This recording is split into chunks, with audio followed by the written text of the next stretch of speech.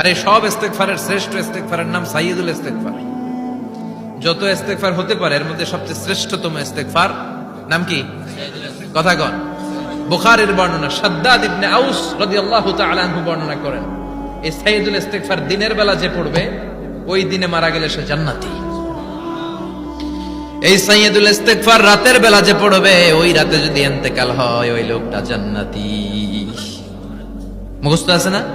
কার কার মুখস্থ হাত তোলেন? মাশাআল্লাহ, তাবারাকাল্লাহ, মাশাআল্লাহ, মাশাআল্লাহ।